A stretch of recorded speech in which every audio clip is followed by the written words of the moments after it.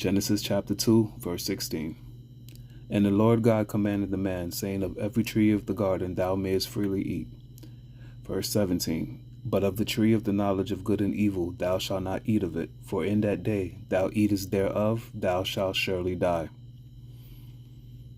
And that was God talking to Adam and giving him the commandment, the instructions of how the garden should be operated.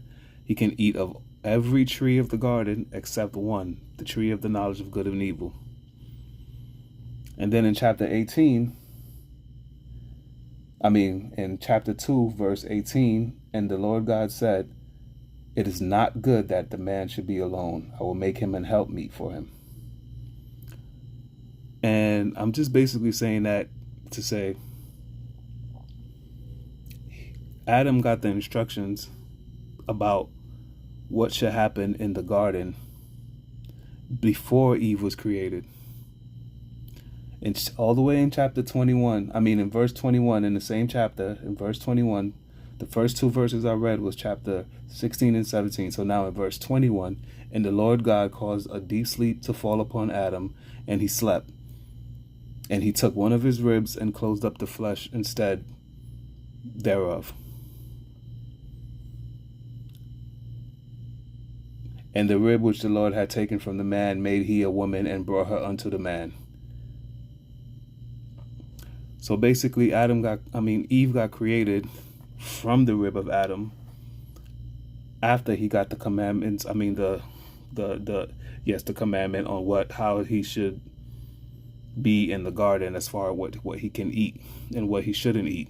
Not what he couldn't touch, but what he shouldn't eat. And I say that to say Eve got beguiled by the serpent. She got, I guess we can say, fooled. She got emotionally enthralled. I don't even know if that makes sense, but I think it do. And put herself in that position to eat the fruit.